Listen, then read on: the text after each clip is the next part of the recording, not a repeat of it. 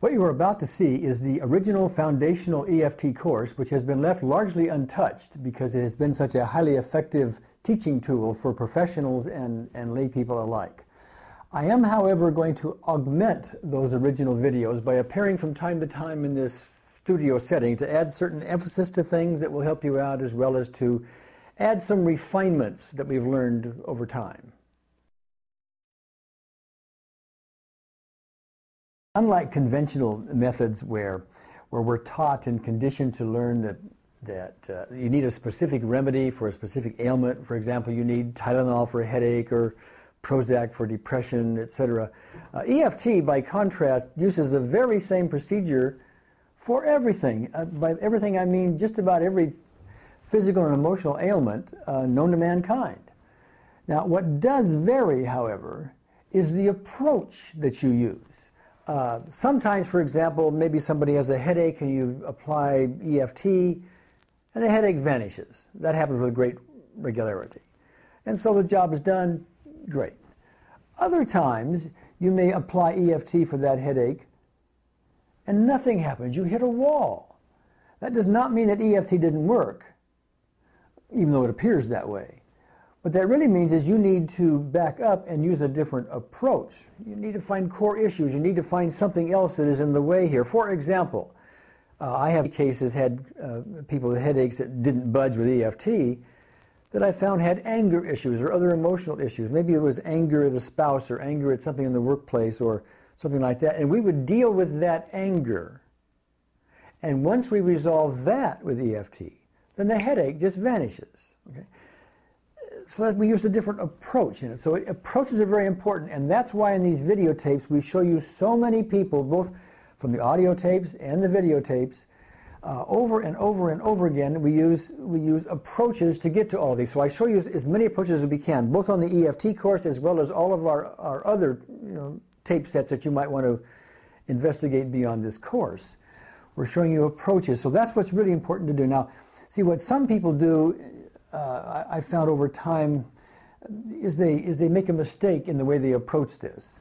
They will look at all these videotapes and say, oh, well, I don't have that ailment there, but I have this one over here, so I won't watch that one. I'll watch this video instead.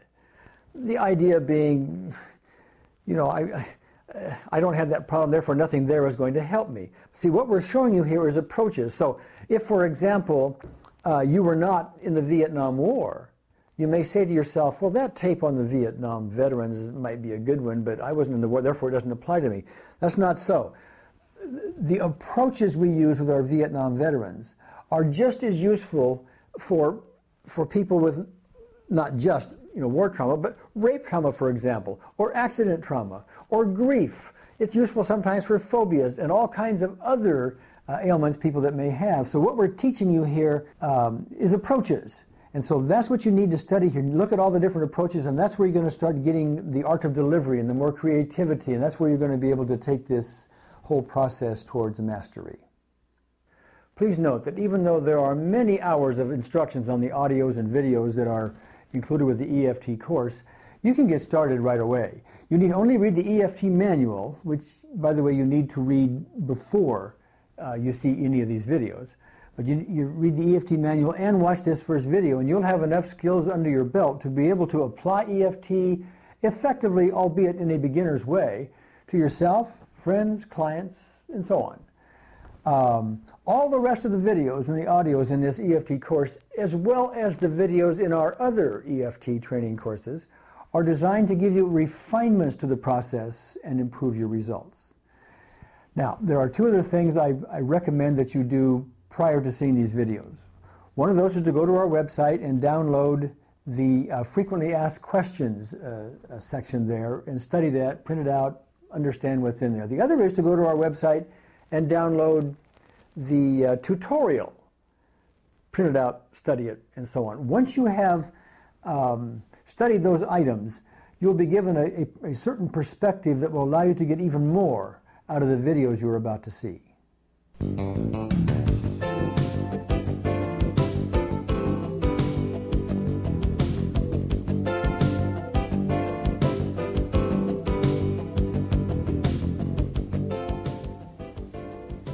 Welcome to the videotape portion of the Emotional Freedom Techniques course, which we often call EFT. My name is Gary Craig, and my associate is Adrienne Falley. And the purpose of at least this portion of the videotape series is to acquaint you visually with all the tapping points and procedures that are behind the basic recipe, so that you will be able to memorize it just that much more easily. This segment actually augments the manual, and we are assuming in this that you have already read the manual. If you have not, please stop this videotape right now and go and read the manual before coming back to it, because we're going to be using some phrases that we're assuming you're familiar with from reading the manual. So you need to do that. Sure. I want to spend a moment first, before we get into the meat of the tapping, just by reacquainting you with the central idea behind all this, kind of like a foundation for what's about to unfold in front of you. And that is, I want to go to the discovery statement you read about in the manual, which states, the cause of all negative emotions is a disruption in the body's energy system. What that means is, every time you have any kind of a negative emotion, what's really happening is that there's literally a change, a disruption, if you will, in the energy flow which flows throughout the body. It's literally like a zzz that goes on in that system, and that's what you feel. And by doing the tapping procedures that you've already learned some in the manual, and you're going to get more of shortly, you straighten that out and in a fashion neutralize the negative emotions. In fact, they just kind of fade almost like magic. Yes, you know, you will notice this disruption in your energy system, perhaps by a physical discomfort. You may have a pain in your stomach, you may have shallow breathing, some physical form will probably take place. Yeah. Sometimes it's just a general feeling of depression, for example. It could be the anxiety you feel when you crave, let's say, a cigarette or some addictive substance. It could be the anger that you feel. All of that, all the feelings that you may have, are really a disruption in the body's energy system. Straighten that out, and you don't have the emotion that's been limiting to you up to this point. Right. In this next section that you're about to see, we're going to cover just some general points before we actually do the tapping. So we'll see in a minute.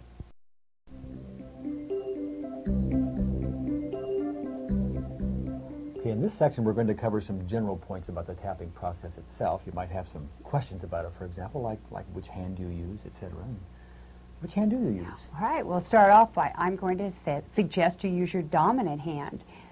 So I'm right-handed, I'm going to use my right hand. If you're left-handed, use your left hand. Purely for the purpose that it's easier to do it that way, and we want to make things easy. You could use either hand if you wanted to. Right, either one, but we suggest your dominant hand. Yeah. We also suggest that you'll use 2 fingers of whichever hand you're using, and we recommend your index finger and your middle finger.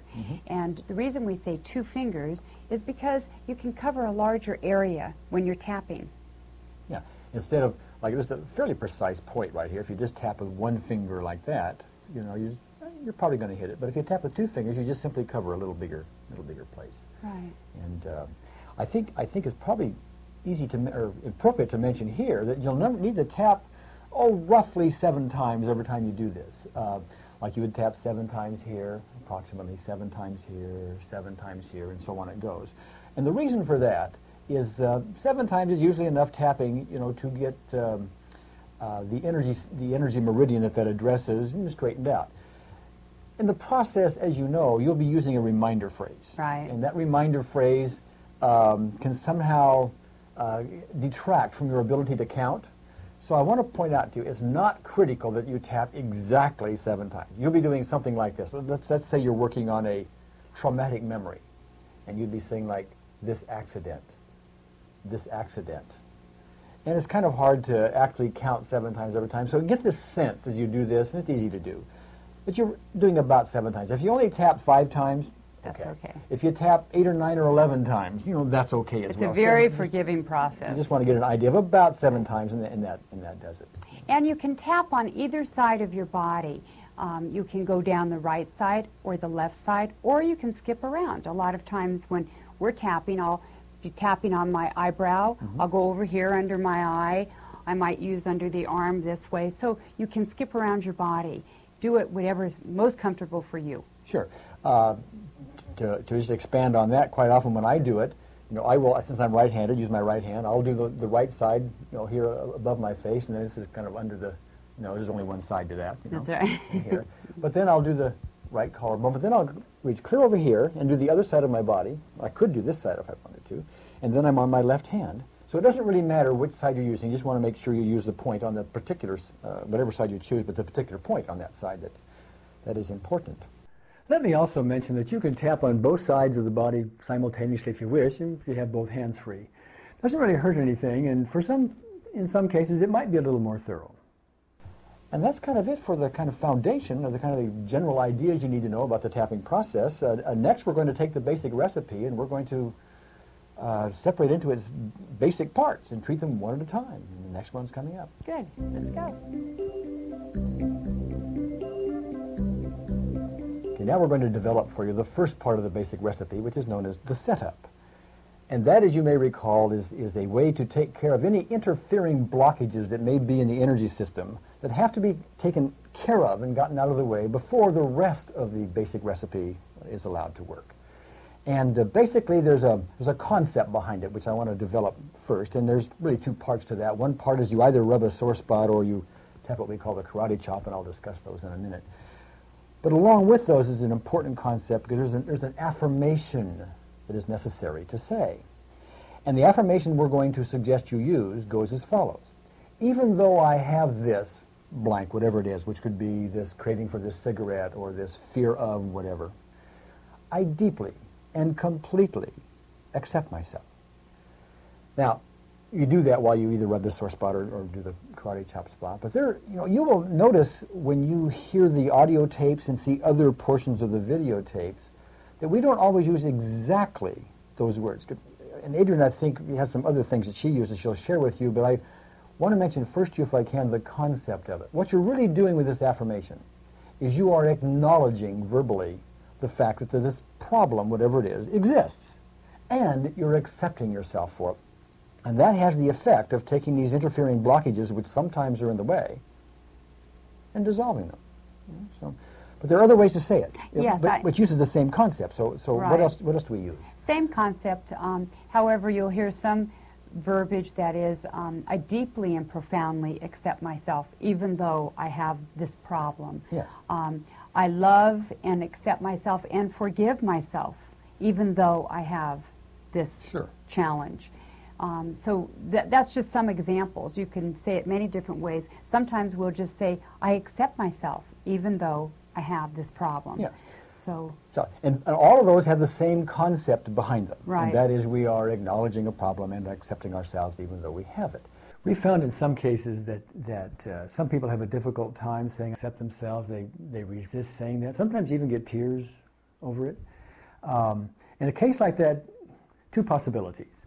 One of those is, they've just given you a big item to investigate with EFT. Behind that I don't accept myself posture of theirs are a lot of specific events that you can address with EFT and get results. So you can do a great service to that person by moving in that direction. The other possibility is if you want to stay on whatever issue you're dealing with at the moment, you don't want to go off into the I accept myself type thing. One thing you might want to do instead of having them say I accept myself even though so on, is just have them say, even though I have this whatever problem, I'm open to the possibility that I can accept myself. We're giving you this memorized one, even though I have this blank, I deeply and completely accept myself, just to give you a standard one to use. And if you use that all the time, it would be fine. One thing is interesting, though, when you see us do this on stage and in other things you'll see on these videotapes, and when you hear it on the audio tape, you will notice people tend to say it routinely. Even though I have this problem, I accept myself, or something like that. Okay? And it tends to work, even though it is said routinely. It tends to work even though people don't even believe what they're saying. Okay? Isn't that amazing? Yeah, really? But it does tend to work because what you're really doing is you're verbalizing something, and it does tend to get into your system because the mere fact that you're verbalizing it. However, it is advisable that you say it with emphasis because remember, this piece of it, this setup, must be done properly or the rest of the process is going to be handicapped. Right. So, better to say, I accept myself, excuse me, even though I have this problem, I deeply and completely accept myself. Better to do it that way than to do it rotely and routinely, even though the routine way typically It does work. I mean, we've had it with typically will people. work. But we want to give you the best opportunity for it. Now, what I want to do now is I want to show you where this, what we call the sore spot is, and you need to follow along with me as well as where this karate chop spot is. But let's start with the sore spot. If you would, if I could have the camera kind of zero in here, you know, at the base of my throat.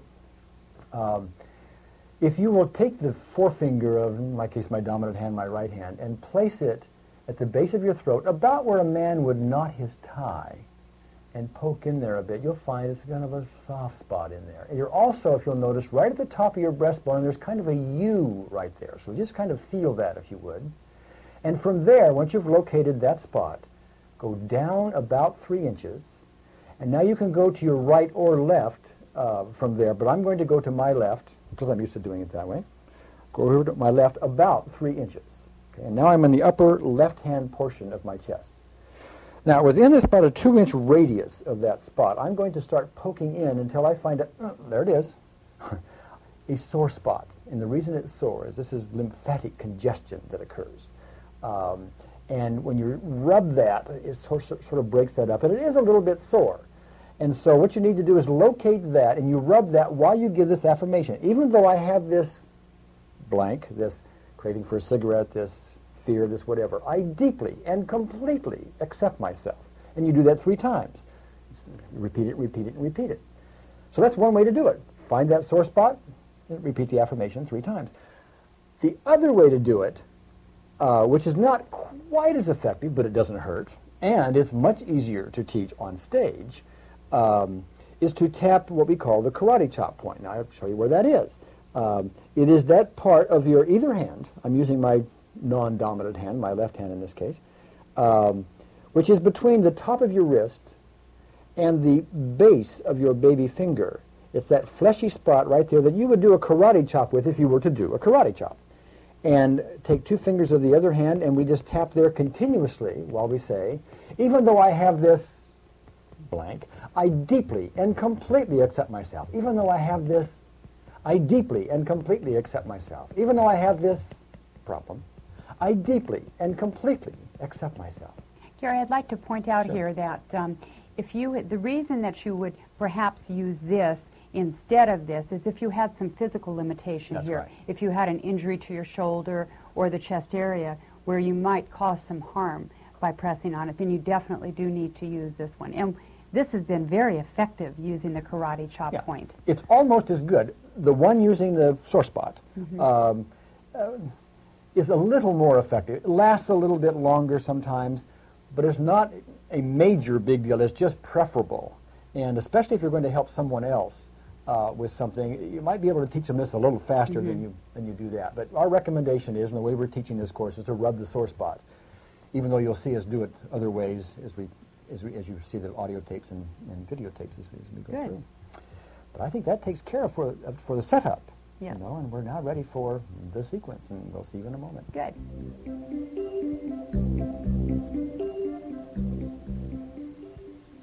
Next, we're going to show you the part of the basic recipe known as the sequence. I'll be pointing out the points on your body that you'll be tapping. Please tap along with me so that you'll become very comfortable with the tapping points and the whole procedure, because you'll be doing it over and over again. And one of the things, by the way, you might want to notice on this is this whole thing is designed so it becomes really easy to memorize. And that is, each of the points she shows you it goes in a path which is down the body. And each like the point here this is the second point, is below on the body the first point, which is here. And each subsequent point is below the point before it. So that makes it that much easier, I should say, to memorize. So, Good, thank you. That does help you to memorize it, thinking of it going down your body. So I'll go ahead and start showing you the points. Now remember, find these points with me, touch them, tap them on your body so that you become comfortable and familiar with it. The first point is going to be the beginning of your eyebrow. So just take your finger and put it right at the beginning of your eyebrow. Let's tap that a few times so that you become comfortable with the tapping process. Now tap firm enough so that you can feel it, but be sure not to do it too hard. We don't want